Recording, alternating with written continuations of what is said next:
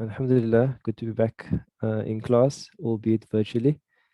Making dua, inshallah, after Ramadan, if the numbers stay low, that we can return to the masjid, inshallah, and still stream for those of you who want to follow online, inshallah. So Bismillah ar-Rahman ar-Rahim. We started the Surah Naziat in the last lesson, and we discussed a long discussion about mutashabihat and also approaches to Quran tafsir. And I think in this case particularly separating between what the words itself, these words mean literally, linguistically, what does each word mean, and then also exploring what the different tafasir say those meanings allude to. So you can have a meaning of a word. You can say, for example, the extractor, or the one who outstrips or outruns, or the one that floats. But who is the extractor? Who is the one that outruns? Who is the one that floats? There may be tafsir with regard to that, and we will discuss that in this lesson, inshallah ta'ala. So, أعوذ بالله من الشيطان الرجيم. بسم الله الرحمن الرحيم. The surah begins, وَالنَّازِعَاتِ غَرْقًا. So I'm going to just visit, as we're going to do this, I'm going to visit the dictionary, and I'm also going to visit a number of tafasir just to give us a broad understanding.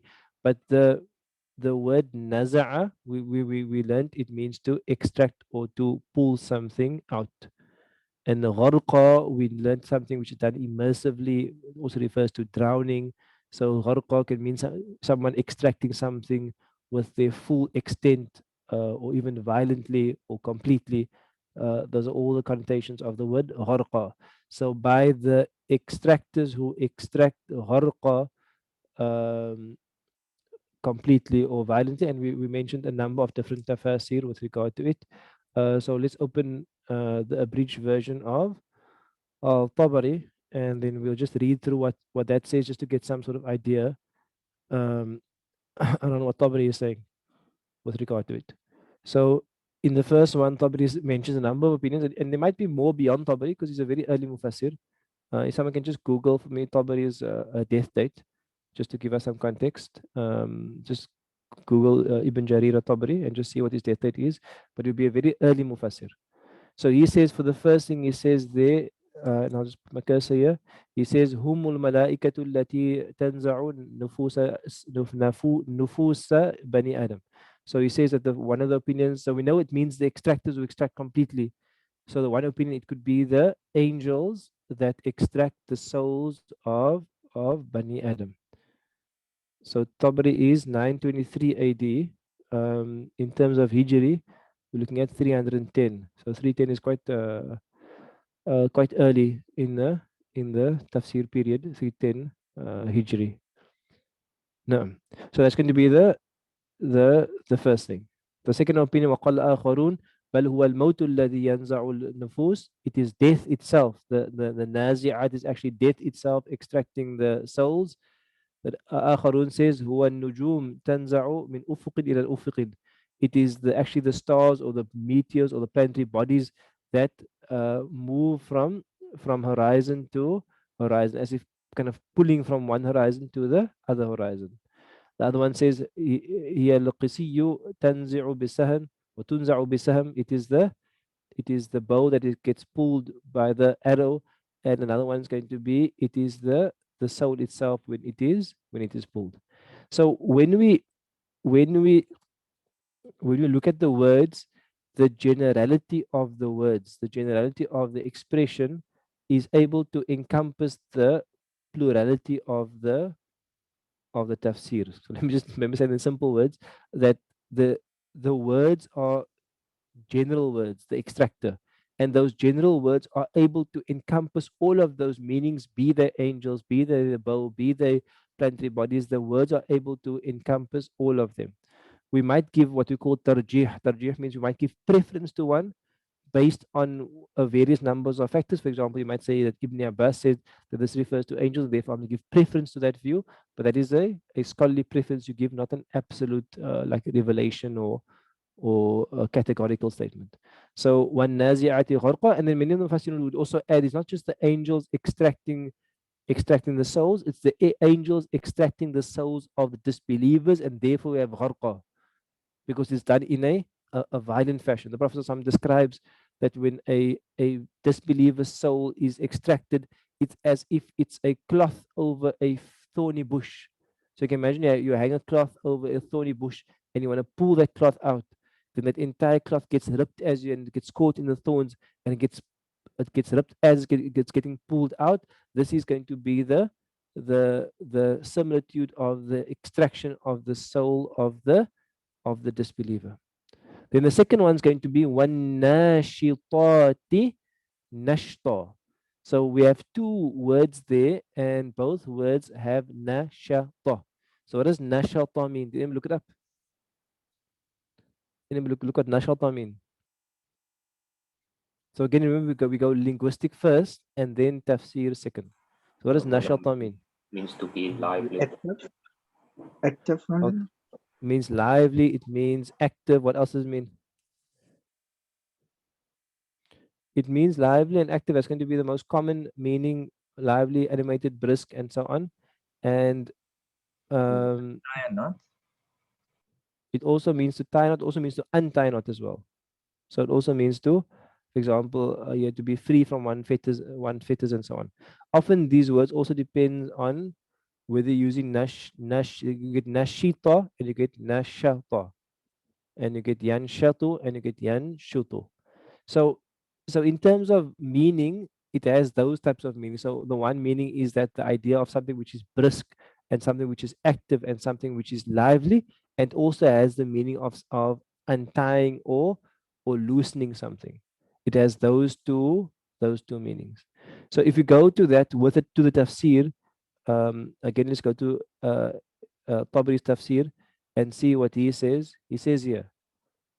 He says there that قال بعضهم هم الملائكة, that this one nashitati, the nashitat are the angels that are تنشط نفس المؤمن وتقبضها. They are removing, they are untying the knot of the believer, and they are removing it. So if you think of that imagery of somebody has a bag of something, and they then untie something to release it, that image is much less violent than a cloth over a book, or over a thorn tree, or someone doing something gharqa. When I was looking at this also, in shitil ba'ira min iqalihi, also when like you loosen a camel as well, when you untie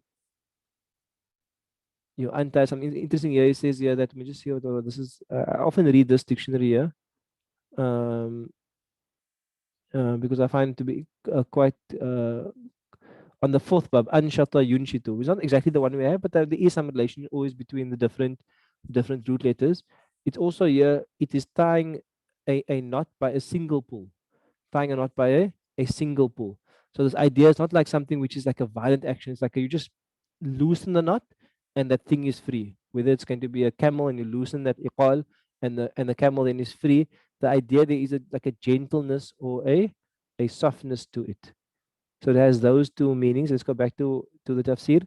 So that is going to be the one is that the angels are loosening the souls of the believers, and the other one says is that it could be death itself that are loosening the souls of the believers. And then it could be, other says when nujum, it is the planetary bodies and the stars that tanshitu min ufuqin ila ufuqin. They are moving, because remember those has the idea of moving and activity, moving from horizon to horizon. And here al-haq, I think al-haq is a lasso or something that I'm not sure exactly about that tafsir. So those are going to be some of the tafsir, but again this called the classical Ibn Abbas opinion is going to be with regard to the angels. What's interesting also about the surah is that, Brother Abbas, bismillah. Yeah, so I mean, when I looked at the translations between the first and the second, so the second one in the Quran, it also so you've described it now as the angels' actions, but the translation in the Quran also speaks about eager to be glad, in the mood to be freed from one's shackles. So I'm looking at it from a perspective of the person whose soul has been pulled. So the first one talks about drowning, and when you drown in, you fight in. Like you can imagine if you're in water and you drown in, Yes. fighting. Whereas in the second line, you actually eager, you glad, and so also speaks then to the person. In the one case, he's resisting, and in the second case, he's actually looking forward to it and glad. Okay, that's a beautiful observation as well. In terms of the difference between the harqa, someone drowning and struggling, and nashta, where the person is just kind of untied and there's an eagerness to Sense go. of relief. Yes.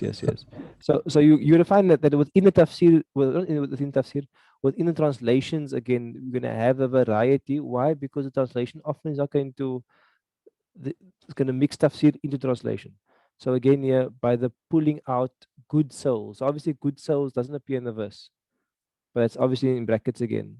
By those who remove gently, that could be within the verse. By those angels, not in the verse, who untie the knot of the souls of the believers smoothly.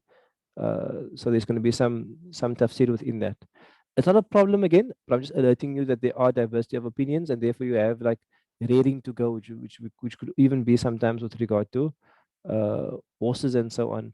By the meteors rushing, which is pictorial, again, which is a very different understanding of it. But the one approach to this is that the generality of the verse could encompass all of those meanings, but the most common meaning is going to be with regard to the experience of death. One added maybe um, factor maybe is also the way the verses sound. So if I read the first verse, you can see it sounds more heavy and more not coarse, but more like violent or more guttural, whereas the second verse sounds very smooth. If I say وَالنَّازِعَاتِ غَرْقًا, the gha, like I mentioned, you the ghar and the qa is like a very heavy letters.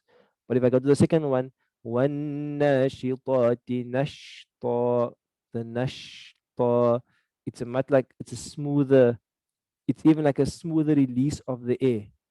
Gharqa, just say it on your own. Gharqa. It's like you almost like you can sense the struggle in the word. Whereas nashta, there's a much more exhalation, because har you have to stop the sound, whereas nash you release the sound. Har you stop the sound, and nashta you release the sound. So even in the sounding of the verses, there's a different experience, and therefore the Quran can only be experienced in Arabic because all these factors come together within the Quran. So وَالنَّازِعَاتِ غَرْقًا وَالنَّاشِطَاتِ. So even when you understand Quran, your tonation of how you recite is different. It's often you can often hear when a hafid understands what they're reciting and they're not reciting. Because someone who understands what they're reciting, they will tonate their words slightly differently, because the emphasis points and the emotion is different within the verses. Sheikh, Next isn't one. there also an element of depth to the harqa as against the gentleness and the softness which is more superficial? Yes. An element of death could also, I'm not the expert on tajweed at all, but with regard to the makhraj means the exit point of the letters. The gharqa are much deeper, whereas the nashta on the front of the mouth, and the gharqa is at the back of the mouth. So there's almost like a deeper and more struggle, and nashta is like an easy release. So even in terms of the struggle, also to do with the depth of the letter also does play a factor as well. Next one. وَالسَّابِحَاتِ سَبَحًا. So again, we go linguistic first and then tafsir second. What does sabaha mean? And then it's all ismu fa'il. But what does sabaha mean? To swim or to float. So sabaha, to swim, to float, to glide. Any of those are going to be sabaha. For example, sabaha could be like um, could be an angel or a bird which is floating. Sabaha could be a planetary body that's floating in orbit. That idea of sabaha on the first bab um, means floating. Sabha here in Arabic means to swim, or I think sibaha also means to swim as well. So it's going to be floating, swimming, gliding. Any of those are going to mean the meaning of sabha. So now the mufassir will consider the elements of which types of things float. Which types of things float. So the mufassir will consider it from a linguistic point of view. Will look at the riwayat that have been passed down from the Sahaba. We will look at the context of the surah and use those factors to basically come to a conclusion on what the verse means. So he says here, wasabihati sabaha. He says here, هو الموت تسبح في نفس ابن آدم. That means to me that it is death that swims with the or in the soul of the son of Adam. The next opinion is going to be وقال آخرون هي النجوم تسبح في فلكه. It is the planetary bodies that float and glide within the orbits. قال آخرون وسفن. Actually, it is the ships that are floating upon the sea. And others will also mention it is the angels as well. Like if you look at Ma'arif al-Quran, for example, he will mention that it is the, let me see if I got a translation here. He will mention that it is those those who float in the atmosphere with regard to linking it to death. That if you think of this as a death sequence, if you think of this ayat, let's call it a death sequence, the souls are being extracted. What happens to the souls? The souls are then taken up. There's like a flotation or a rising with the souls, and they are placed where they are supposed to be placed. So again, here sabihat means by the floating of the floaters. Sabihin are the ones who are floating. Sabaha, they're floating. So the floating could be the angels taking the souls of those who have passed away. The floating could be those bodies that are floating within their orbits. It could be the ships that's floating on the sea. Any of these are going to be possibilities that enter within the verse. But if you keep the death sequence as a theme, then it could mean that as the angels rise and they float with the souls of those who have passed away. فَالسَّابِقَاتِ سَبْقًا. The next one is going to be sabaqa. What does sabaqa mean?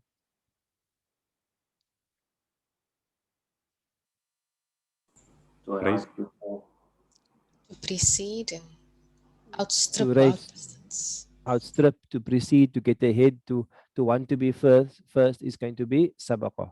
To want to be first is going to Always be. at speed. Sorry, Doctor, didn't you hear that? Always at speed. Is fast. Yes, to be fast. Basically, to want to race, to want to outstrip someone is sabaqa.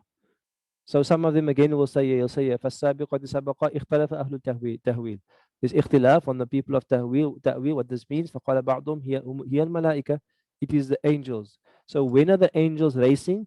The angels are racing when Allah gives them a decree. They race to perform that decree. That idea of speed, of wanting to do it first, of سمعنا وأطعنا, we're going to do it. So in general, you could say فَالسَّابِقَاتِ سَبَقًا. In general could be the angels racing towards Allah's decree.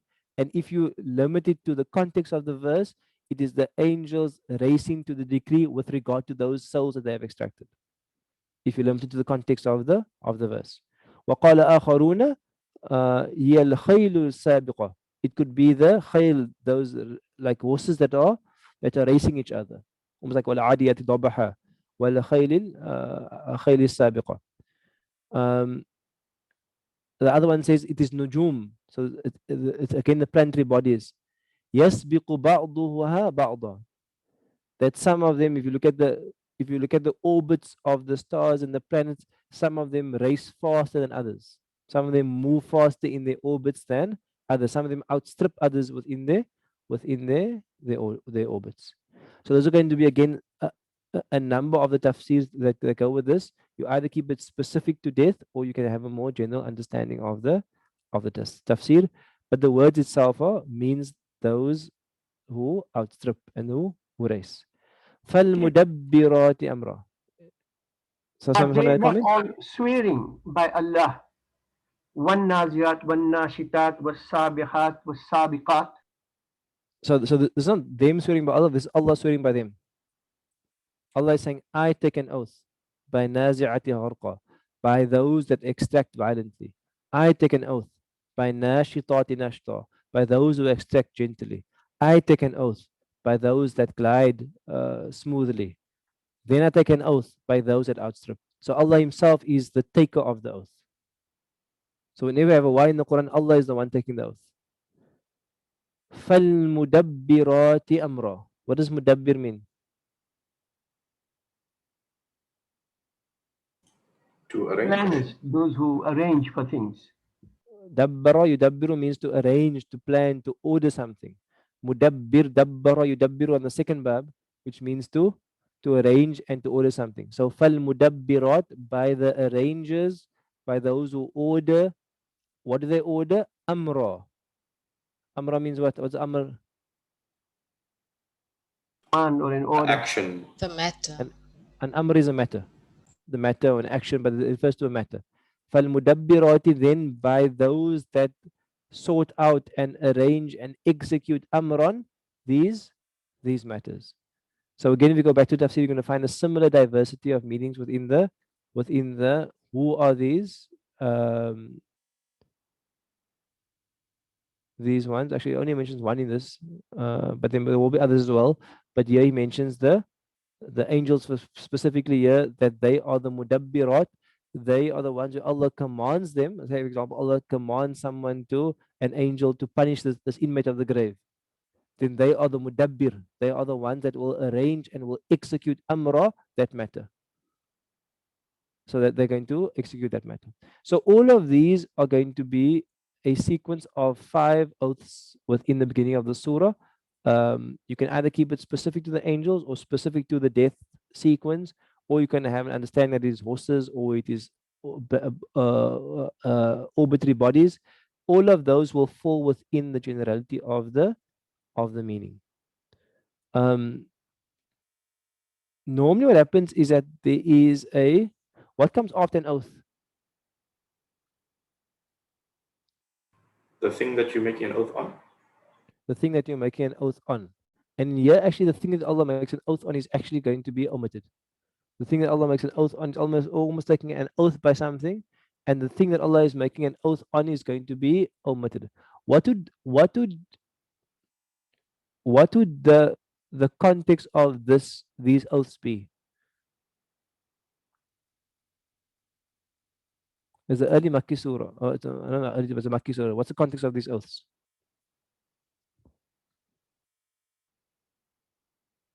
Who are these? Who are these arguments being made to? To Maki audience that does not believe. Not to believe in what specifically? Death and resurrection. Qiyamah. Death and resurrection. Then Allah is basically saying, I take an oath by this, by those. This could, for now, go with angels. By the angels who extract souls violently, by the angels who gently release the souls of the believers, by those angels that move gently with the souls of the believers, by those angels that outstrip each other to try to execute the command of Allah Ta'ala, by those angels that arrange Allah's command with regard to the souls of human beings. By all that things, what would the answer be? That verily Qiyamah is coming, and without saying Qiyamah is coming, Allah then goes into the description of Qiyamah. So without saying verily Qiyamah is true, Allah skips that and goes straight into the description of Qiyamah, Yawma tarjufur rajifa. So that omission is almost like read into the mind of the believer, or of the reader. Then Allah says, يَوْمَ تَرْجُفُ الرَّاجِفَةُ. What does rajafa mean? To shake, Something that is tremble, trembling or shaking. quake. So tremble and quake and shake, shudder, all of those things. When you look at the sentence here, Yawma is the day. Tarjufu is the fi'l mudari.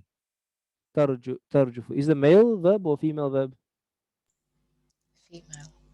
Female. Male would be yarjufu. Like yaf'alu, this is taf'alu. So where is the fa'il for this? Ar-rajifa. Rajifa. So if rajafa means to shake, what does rajifa mean? That thing that shakes. Good. So why? Because it's which pattern is this? Ismu fa'il. Ismul fa'il. So it's good to know your patterns. Inshallah, hopefully know your patterns. But fa'il, remember, nasara, nasir is a helper. Daraba, hit. Darib is a hitter. Rajafa, shake. Rajif is a shaker. A rajifa is a female shaker. A female word that shakes. So on that day, tarjufu will shake. Rajifa, the female thing that is shaking. What female thing is shaking? The earth. What's earth in Arabic? Ard. Ard, masculine or feminine?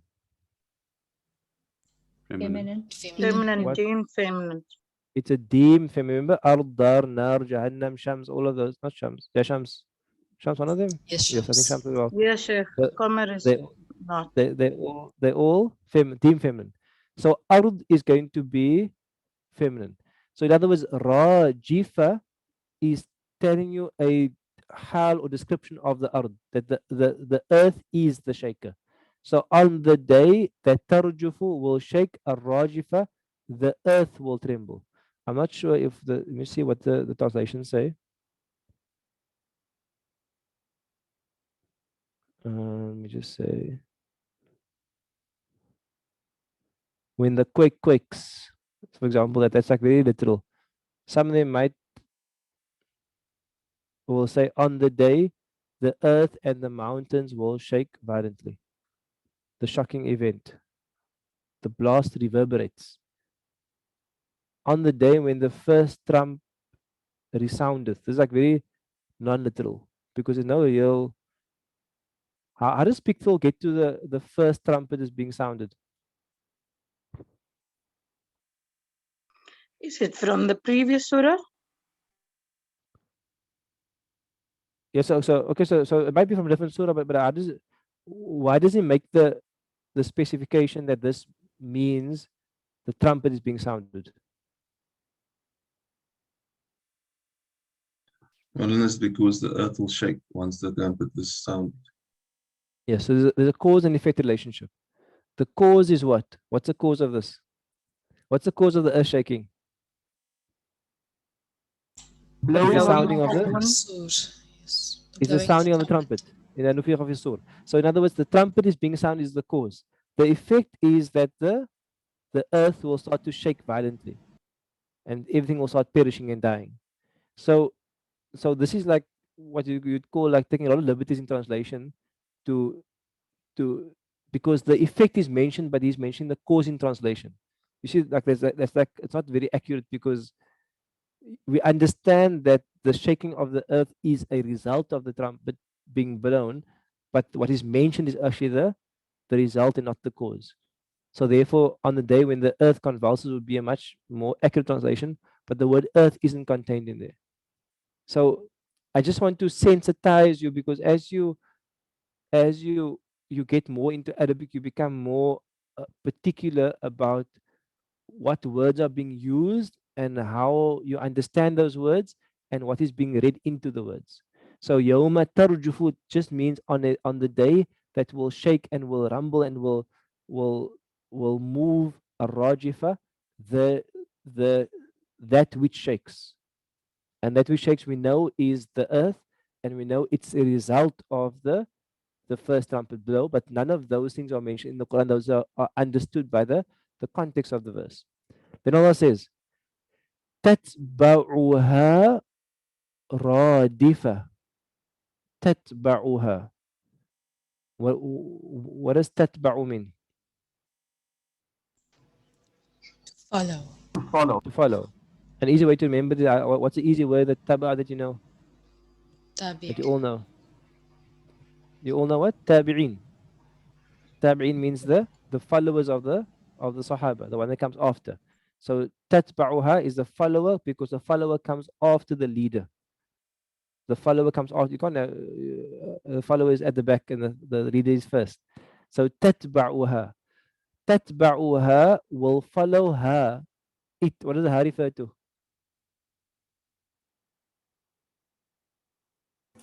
The Blowing. or The shaking of the earth, the first shaking of the earth, which was caused by the first trumpet. What will follow it, the shaking of the earth caused by the first trumpet? A-radifa. What's a radifa? Radafa. That which follows. A radafa is that which follows. For example, if you're sitting behind someone on a camel, on a camel, you are called the radif. You can see a rear man. So in other words, you have two people on the camel. The one in front is the leader, and the other one at the bottom is called the radif, the one that is behind, the one that is following the one in front. So tatba'uha radifa means will follow it. The shaking of the earth that's caused by the trumpet will follow it. Radifa, something, a follower, or the follower will follow it. Now, what is the follower?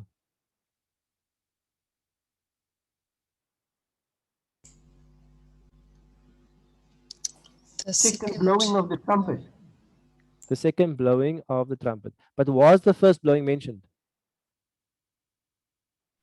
No, Malana. oh, No. So it's basically understood through the context of the text that the first trumpet blow, the effect of that was tarjufu rajifa and tatba'uha, following this shaking of the earth caused by the first trumpet, a radifa, a second blow of the trumpet will then take place. The second blow. What is the effect of the second blow? to raise everyone for Qiyam. So basically, the second blow is the blow of ba'ath, of resurrection. And Allah says, قُلُوبٌ يَوْمَئِذٍ وَاجِفَةٌ. قُلُوب, we know to mean hearts. يَوْمَئِذٍ means on that day. Yawma means a day. يَوْمَئِذٍ means on that day, on that particular day. Will be wajifa. What is wajifa? Beat. To Means palpitate. what? Palpitate, it means Yeah. trembling, it means shaking, it means distress. The hearts will be racing on that day. What type of sentence is qulubun yawma idhin wajifa?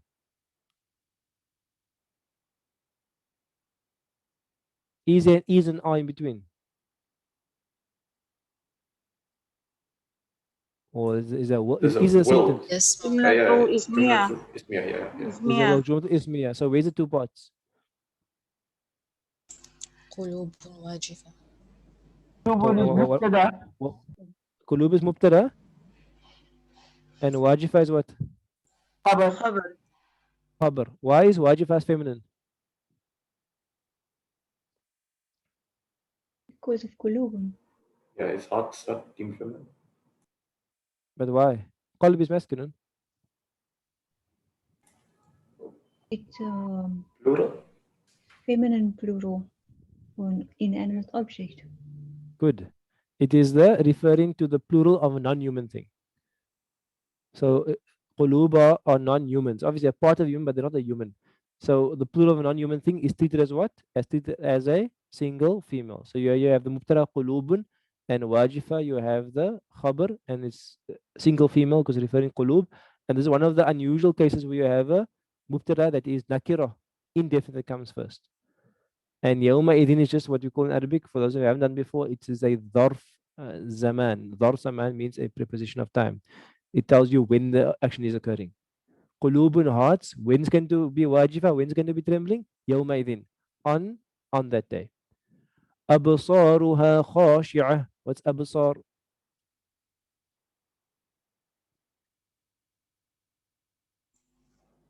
Eyes. It means eyes, also it means gaze as well. Absaruha, their gazes, the gazes of these hearts. The gazes of these hearts will be khashi'ah. What does khashi'ah mean? What does khashi'ah mean? Downcast. Humbled. Humble. Yeah. So khashi'ah is the idea of Khushu. if you think of it, khashi'ah means when someone actually looks down. So khasha is like if a physical thing is this the person is humbled, but the manifestation is that the person is their eyes are dropped to the ground. Their eyes are lowered. Khasha, their sight is lowered to the ground because they are overwhelmed by this event. Absaruha khashi'ah. يقولون أئنا لمردودون في الحافرة. There's a very strong change in verse number 10. What does يقولون mean? They say. They say or they are saying. يقولون. What's interesting is that the previous verses have been referring to what period of time?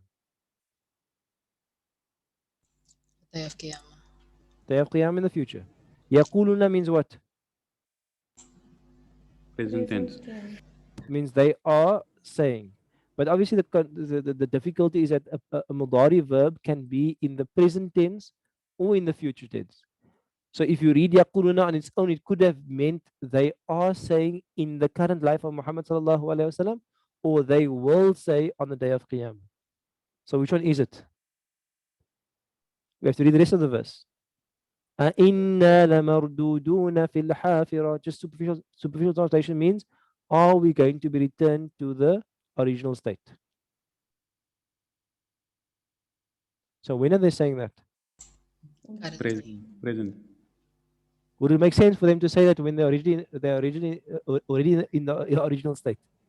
Wouldn't make sense. You with me? You can't be resurrected and saying, am I going to be resurrected?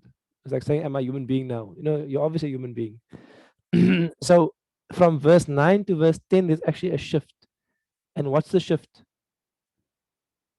The shift is from the reality of Qiyamah to the polemics, the arguments of those arguing against Qiyamah. You with me? So in the first 9 verses, let's call them all 9, this is about an oath and about the realities of Qiyamah. Then from verse 10, Allah moves from that to the arguments of people against Qiyamah. You with me? Did this happen in the previous surah? Amma yatasa'alun. It did, Malana, but in that surah, wasn't it flipped around? Didn't it first start with the arguments? They were asking. Yeah. Didn't it start with the arguments first and then the proofs? Good, excellent. So in other words, the other surah had the same, but had a mirror effect. Amma yatasa'alun an-nabai al-azim alladhi hum fihi mukhtalifun. They first had the argument and then Allah gave the reality afterwards. In this surah, Allah gives the reality first and the argument second. So there's like a balance between the two surahs. So yaquluna is a shift in terms of the current time. Yaquluna, they are saying. And the yaquluna could also have the added benefit of they are saying in the time of the Prophet sallallahu alaihi wasallam, and people will continue to say. How do I get people to continue to say? Because yaquluna is a mudari verb, which basically means it's incomplete, which means it's ongoing. Yaquluna, they are saying or they say, أَإِنَّا لَمَرْدُودُونَ فِي الْحَافِرَةِ. Inna. What does inna mean? Indeed. Are we the- indeed? The there is a question. The is there, harf istifham in Arabic. Istifham means the questioning harf. Means like hal. Inna, indeed we. Like this is like adding to their uncertainty or their mocking of it. Like, we really, like, is it for real for us? You know what I mean? Like there's an added thing. Marduduna. What's the word shape there, the word pattern there?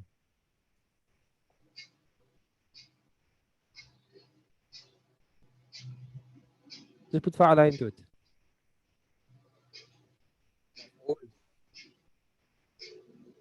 What is it? مفعولون. مفعول. So you must see it. مفعول. You see مردود. مردودون. مفعول. مفعولون. Maf'ul is the that which the action is done to. Which action is done to marduduna? What are the root letters? Ra, dal, dal. Radada. back. Raddada. What does radda yaruddu mean? To send back. Send back or turn To be back. put back. So what does mardud mean? To be returned. Is it the one that sends back or the one that is sent back? Is sent back. The one that is sent back. The one that is returned. Inna, verily we. Are we really us? Inna. Is it really us that are going to be la? Can you see that? There's two emphasis points there. The inna is an emphasis point. The la is another. There's double emphasis there. Is it really for real gonna be us that are going to be marduduna? Are we the ones that are going to be put back? Are we the ones that are going to be returned in brackets after we die? What are we going to be returned to? Fil hafira. What does hafira mean? Former state. A former state. You know, there are some words in Arabic that when you look it up in the dictionary, you don't get it. And hafira for me is like one of those words. Like if you look up hafara, who looked up hafara already? What did you find? To dig, excavate. So you dig, you excavate, you engrave. Then you look at hafar, digging work, engraving. Hufra is a pit. You know, you look up the word and then you like, I see digging, but how do I get to former state? You with me? So how do I get to form? Because you must connect a word to its you must connect the original meanings of the root letters to what this word is representing. So this word is representing former state. If I go to the translation, they're all going to say probably something similar. Former state, original condition, former state, former state, former state, former state, first state. Then no one's having ikhtilaf. There's no digging going on here. So what do we do in that case? Where it doesn't make sense.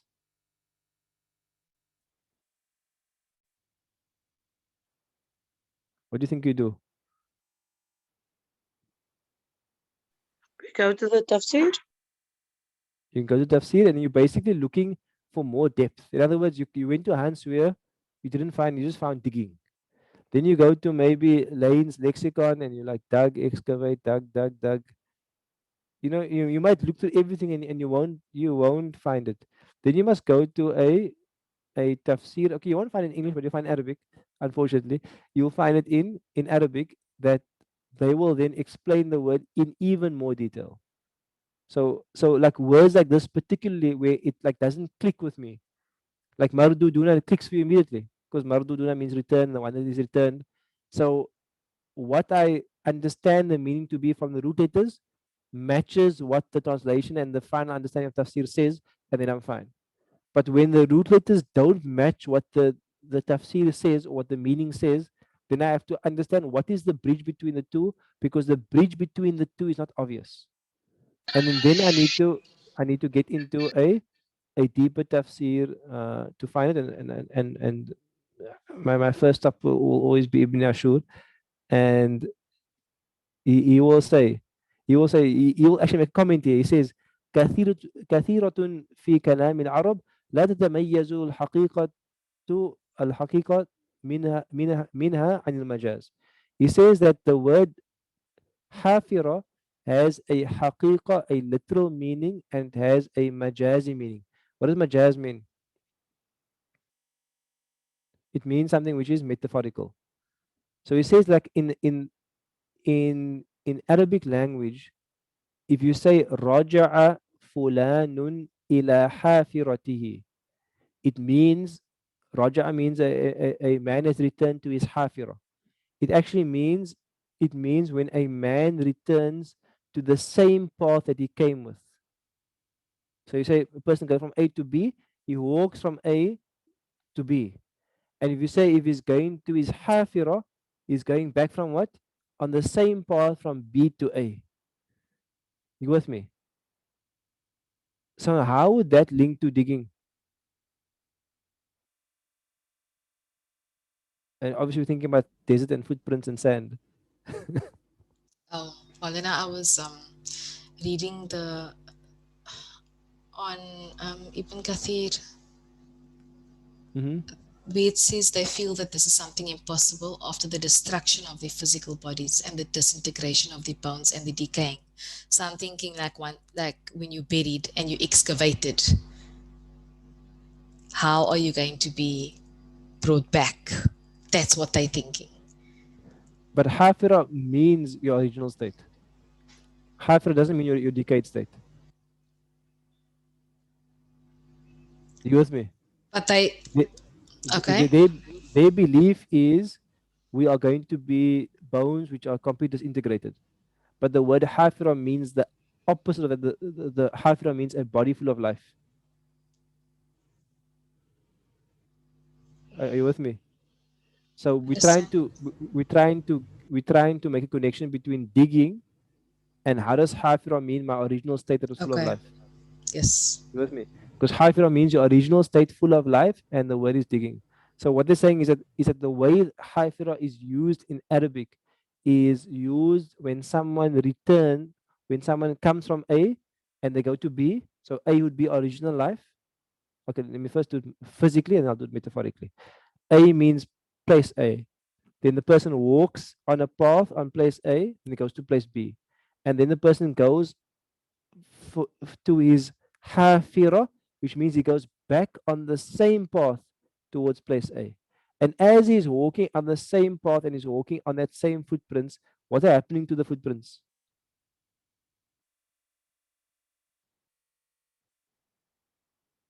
It deepens.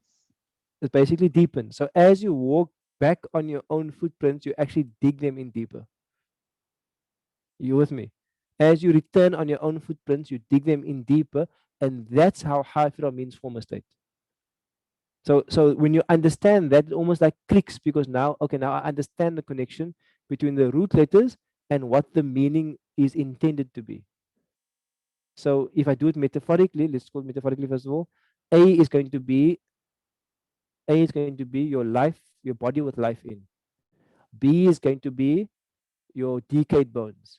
So they're asking, how do we, if we're in B and we decayed, how do we get back to A, our original state full of life? That's what they're asking.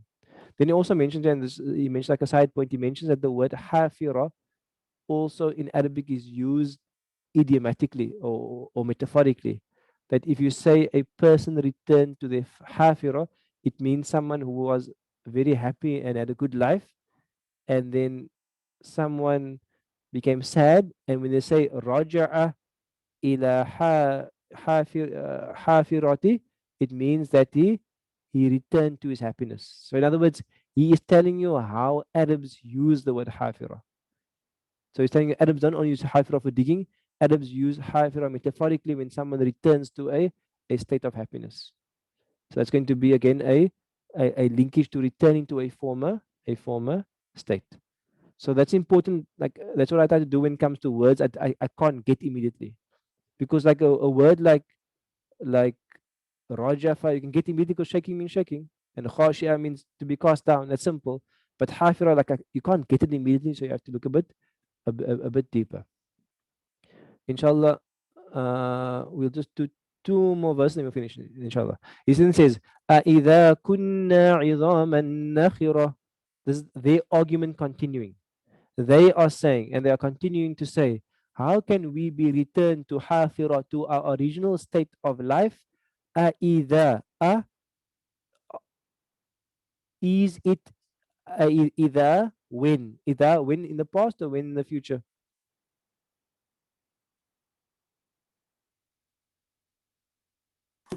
Future. Future. If When? this is going to be the past.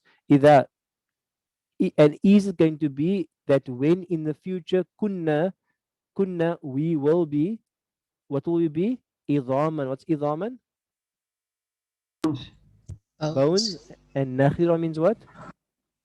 Humbled. Nakhira actually means Decade. decayed. So decayed bones. So so that's actually one long question. Are we really going to be returned to Hafira, to our former state? Is it going to be that when we are going to become bones decayed, we are going to be returned to our former state? Qalu, they continue and they say, Tilka idhan karratun khasira. What's a karra? Tilka. That, if that must happen, idhan, then, idha is different from idhan. Idha means when in the future, idhan means then. Tilka, that, if that had to happen, if we had to die and become decayed bones, tilka, that event, idhan, then will be, what will it be? Karratun khasir. What's a karra? A return. A return. And khasira? Losing return. A khasr means to lose. So it will be a return filled with loss. Why it will be return filled with loss? Because we have denied the resurrection. And we are saying it is impossible. How can we become into our former life after we become decayed bones? And if that really had to happen, it will be a return that is completely going to be filled with loss for us. And that is going to be the end of their arguments. Then Allah is going to say after that, فَإِنَّمَا هِيَ زَجْرَةُ وَاحِدَةٌ فَإِذَا هُمْ بِالسَّاهِرَةِ and so on. Actually, just finish the last two verses and then we can just end there, inshallah. Because that ends the whole section. Allah then says, فَإِنَّمَا Then Allah responds to them in two verses. They made an argument. Allah then responds. Their argument is questioning how are we going to do this? Allah says, Innama. What does innama mean? Only. Only it. Only. It will only be fa, then only it will be zajratun. What is zajr? What is Shout zajr? or cry. It will just be a shout or a cry or a loud sound. What loud sound will it be? Second blowing of the trumpet. The second blowing of the trumpet. How many blows will be? Just wahida, 1 second blow. One blow of the trumpet. Innama, in other words, you mushrikun are questioning how is Allah going to do this? We're going to be decayed bones. How are we going to return to a former life? That must happen. We will really be one of the losers. Allah responds very simply. All it takes for me is what? Zajaratun wahida. One blast, zajra, a blast, wahida, one blast, and then what's going to happen? فَإِذَا هُمْ بِالسَّاهِرَةِ then إِذَا, what does إِذَا mean here?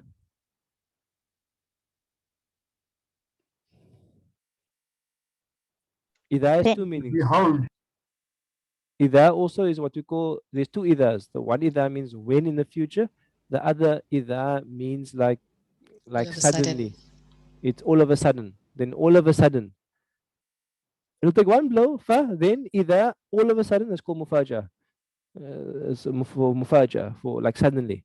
Then suddenly, whom they who have been questioning all these things, they will be bisahira. Bisahira. What does sahara mean?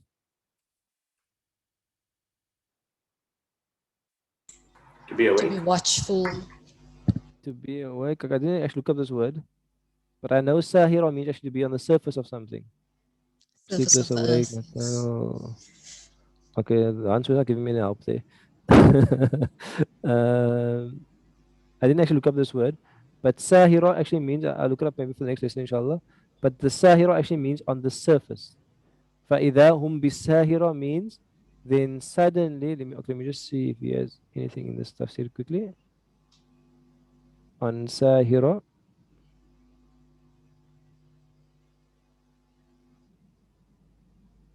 But Sahira means on the surface. So what does surface mean?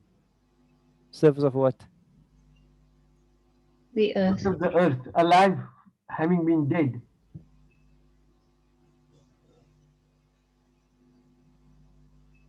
Yeah, it doesn't mean anything specifically here, but he mentions that it will be on the, then suddenly whom they will be bisahira, they will be on the surface here. And understanding here obviously is that the earth's surface will be smooth and there won't be valleys and mountains and so on, it will be flattened out. So it will take one blast and then they will be on the sahira, then all of them will be on the surface of the earth, meaning what? They will be resurrected in their hafira, in their former state on the surface of the earth. And that's the end of that theme. So that first two themes are like one, or this is like one block of the text, which has like multiple sub themes. The first theme is Allah taking an oath by potentially what could be the process of death, and then Allah is telling you about the death of this earth and resurrection. Then Allah is telling you about those who are arguing against the resurrection. Then Allah Ta'ala is responding to their argument. So there's going to be like four subsections within this, within the theme. And then Allah says, Hal ataka hadithu Musa. Then Allah moves to a case study, which we'll do next week. Not next week, inshallah. I actually forgot. Next, the Sunday, inshallah. We're off the Sunday. It's the last uh, odd nights of Ramadan. So we're going to take off, inshallah, this Sunday. And we'll see all of you on after Eid, the Sunday after Eid, inshallah ta'ala. And in this last few nights, especially the odd nights, a reminder to all of us just to exert ourselves. The Prophet ﷺ used to what they say, tie his waist belt. He used to tie himself, and he used to exert himself. It means to exert yourself. He used to exert himself in these last 10 nights seeking Laylatul Qadr. So our program cannot be the same as the previous nights of Ramadan. Our program in the last 10 nights, starting from the 21st night, our program has to be more intense, and especially in the odd nights. So just do a bit extra in the odd nights, look for a bit extra in the odd nights, seek Allah more in these odd nights, inshallah ta'ala, whether you're at home, whether in the masjid, wherever you are, it is only between you and Allah ta'ala. And please remember all the teachers, all the students, all our families in the community, in your du'as in these nights. And may Allah ta'ala accept, may Allah ta'ala bless us to be of those who are from the sa'imun, who will be called from the gates of fasting. May Allah ta'ala grant us taqwa that will last, and may Allah ta'ala accept our fasting. Allahu Amin. And we'll see you in 2 weeks' time, inshallah ta'ala. Wassalamu alaikum wa rahmatullahi wa barakatuh. وعليكم السلام السلام ورحمة ورحمة الله الله تعالى وبركاته. وبركاته. شكرا. وعليكم السلام ورحمة الله وبركاته. Eid Mubarak in anticipation, and to your family, Sheikh. Barakallah, barakallah. All of you as well, inshallah. Assalamu alaikum. Finish.